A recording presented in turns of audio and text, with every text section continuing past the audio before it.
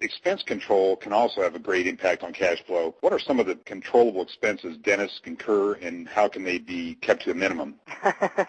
Boy, to answer that one it's kind of a broad question, I know. But. Yeah, to answer that would take me a long time. But let me briefly cover the four biggest areas that popped into my head when you asked me the question that can have the greatest impact. In my opinion, there's a lot of them, but let's just go over four. And obviously, the first one is payroll. I am not a proponent of the standard business mentality of giving people raises every year just because they've clocked in on the time clock for 365 days. That can get quite burdensome when the practice is making the same amount each year or possibly even losing money, and they're paying employees more for doing the same job. So I prefer to keep the hourly rate down and institute a bonus program that's based on reaching income and profit targets. That can be real successful because the employees then have a vested interest in the practice growing and doing well, and they work harder to make their bonuses. So there's a whole program for that. So payroll is a biggie. The next is dental supplies. A lot of money is lost when dental supply vendors raise their prices to the practice and the practice owner fails to notice and pass those increases on to the patients. The supplier prices need to be reviewed frequently. The other area is letting staff members order whatever they want whenever they want in terms of supplies. Ordering can really get out of control, and I've found supplies stashed in some of the strangest places in a clinic. And one person, in my opinion, should be in charge of ordering, and they should use an internal requisition form that can be used by staff members to request what they need. That way, Susie and Sally aren't calling and ordering the same thing when one order would have been enough to last the clinic for quite a while, so they don't tie up their cash flow in unneeded supplies. The third area is the mix of patients and insurance programs that they accept. You know, it costs just as much to treat a Medicaid patient as it does to treat a private patient, but the income difference to the clinic can be 20 to 30% less on a Medicaid patient. Now, I'm not saying don't treat Medicaid patients because they can be a steady source of income, but they can do something like block out a few hours twice a week, and that's the only time the practice owner would see Medicaid patients, and that gives them more hours available to see private patients and make additional cash flow that way. And the fourth area always goes back to promotion. A clinic has to promote continuously, but there are cost-effective ways to do that and get a great return on the investment without breaking the piggy bank.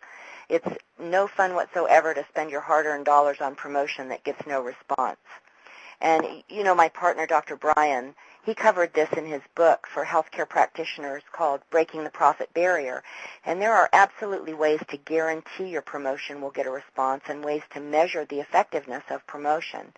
There's ways to lower costs and do things differently to get a potential new patient's attention. I like to call it thinking outside the box, and I operate on the outside-the-box method when I'm working with my clients and when I refer clients to other resources as well. Of course, you know, the best promotion and source of new patients is, in my opinion, always word-of-mouth referrals. So creating a referral game where both the staff members and the patients who refer get something of value should be kept in force at all times because that's a no-cost way to promote that can really bring the cash flow up. That is an excellent point, Sandra. As a matter of fact, my cycling friend is a dentist, and he's used that strategy very effectively in his practice. In fact, he sends out a $50 gift card to existing patients who refer new customers to him. It's worked out very well for him.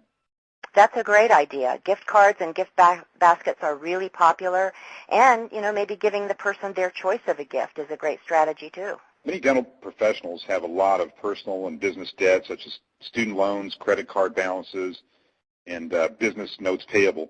Your money management software has helped companies from many industries eliminate debt. Can this software help dental professionals in this regard?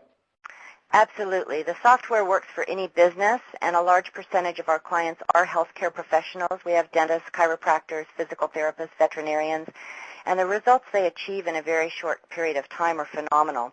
I'll give you an example. One doctor had worked in his practice for almost 20 years. At the point in time that he became my client and went on the money management software, he was 120 days behind in his bills, and he had no savings at all after working for almost 20 years. And he got on the money management software program, and in 6 months he was actually current on his bills and had money in savings toward his retirement for the very first time ever. That's impressive. Yeah, and boy, I tell you what, he was sleeping good at night, too. He was. Yeah, and then on the other end of the spectrum, I have a dentist client who uses the software because he makes so much money that he wastes a lot of it. And he needed the software to put in the discipline of setting aside those buckets of cash, both for expansion and his long-term wealth-building program for when he wants to pull the trigger on his exit strategy. He's in his mid-60s, and, he doesn't want to work a whole lot longer, so he got on the program. And the program does allow the doctors in either of those situations to get their finances organized and under control really quickly, and then it only takes about 20 or 30 minutes a week using the software to do that for themselves. Well, that is terrific. Well, Sandra, what is the best way for potential clients to get in touch with you? They can call us at our Florida office. Our phone number is area code 727-448-1011, or they can certainly contact us by visiting my website. One of the domain names is a simple one I'm going to give you. It's called amoneysolution.com. It's amoneysolution.com. And either way is good for me. Well, Sandra, this has been a great interview, and I really appreciate the time you've given us today to outline some of the concepts that you work every day with clients with. Again, we really appreciate your time. My pleasure. Okay, well, check out our website, dentalpracticecash.com, for all your practice financing needs. We offer equipment leasing, working capital loans, funds for remodeling and expansion, as well as practice acquisition financing. That's dentalpracticecash.com. Thank you for joining us today. Tune in to part 3 of our series when I interview Ken Smith, Vice President of Peak Performers, a staffing company devoted to finding the right personnel for dental practices across the country. Ken will share many years of experience on how he properly can staff your dental office. Thank you for tuning in.